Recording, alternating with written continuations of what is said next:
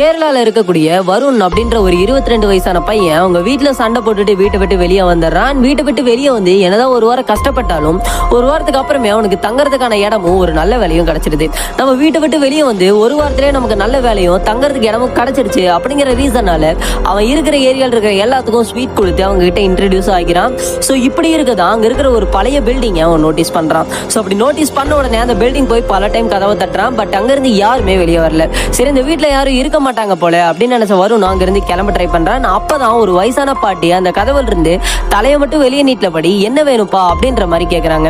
அதுக்கு அந்த வருணும் நான் உங்ககிட்ட ஸ்வீட் கொடுத்து இன்ட்ரடியூஸ் ஆக வந்தேன் அப்படின்ற மாதிரி சொல்றான். அதுக்கு அந்த பாட்டியும் அந்த ஸ்வீட்டை வெளியே வாசப்படியிலேயே வச்சுட்டு கிளம்புப்பா அப்படின்ற மாதிரி சொல்றாங்க. வருணும் என்னடா இது இத்தனை பேர் நம்மள உள்ள கூப்பிட்டு நம்ம இன்ட்ரடியூஸ் ஆகிட்டோம், பட் இவங்க வெளியே ஸ்வீட்டை வச்சுட்டு கிளம்ப சொல்றாங்களே அப்படிங்கிற மாதிரி யோசிக்கிறான். ஸோ இப்படியே ஒரு 5-6 டேஸும் போகுது. ஸோ போனதுக்கு அப்புறம் ஒரு நாள் நைட்டு 2 மணிக்கு பாத்தி அந்த வீட்டுல லைட் எரிஞ்சிட்டு இருக்கு. ஸோ வருணும் இங்க ஏதோ பிரச்சனை போல அப்படின்னு நினைச்சிட்டு அந்த வீட்டுக்கும் போய் பார்த்திருக்கேன். அப்படி போய் பார்த்தப்பதான் அந்த பாட்டி அதே மாதிரி தலையை மட்டும் அந்த கதவுல இருந்து வெளியே நீட்டி ஏன்பா இங்க வந்த என்ன ஆச்சு அப்படின்ற மாதிரி கேட்டிருக்காங்க. ஸோ வரணும் இல்ல இந்த டைம்ல லைட் எரிஞ்சிட்டு இருக்கு அதான் ஏதோ பிரச்சனை போல அப்படின்னு நினைச்சிட்டு வந்தேன்னு சொல்றான். அதுக்கு அந்த பாட்டியும் இல்லப்பா வெளியே போன என் பையன் இன்னும் வீட்டுக்கு வரல, அவன் வர எப்பவுமே இந்த டைம் ஆகும் நான் பாத்துக்கிறேன் அப்படின்னு சொல்லி வருண் அனுப்பிச்சு விட்டுறாங்க.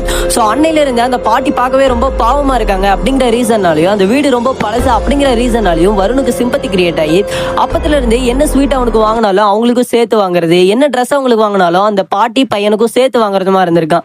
ஸோ இப்படி இருக்க ஒரு நாள் பாத்தீங்கன்னா அந்த ஊர்ல வந்த ஒரு பெரும் வெள்ளத்து காரணமா அந்த பழைய வீடு அப்படியே இடிஞ்சு விழுந்துருது. ஸோ வரும் அங்க இருக்கிற ஏரியா மக்கள் கிட்ட எல்லாம் இங்க பாட்டி ஒரு பையன் இருந்தாங்களே அவங்க உயிர் பழச்சிட்டாங்களா அப்படிங்கிற மாதிரி கேட்டிருக்காங்க. அதுக்கு அந்த ஏரியா மக்களும் வருண மேலையும் கீழேயுமா பாக்குறாங்க. ஸோ வரணும் என்னாச்சு நான் உயிரோடு இருக்கிற அவங்கள தானே கேட்கிறேன் அப்படின்ற மாதிரியும் சொல்ல ஆரம்பிச்சிருக்கான்.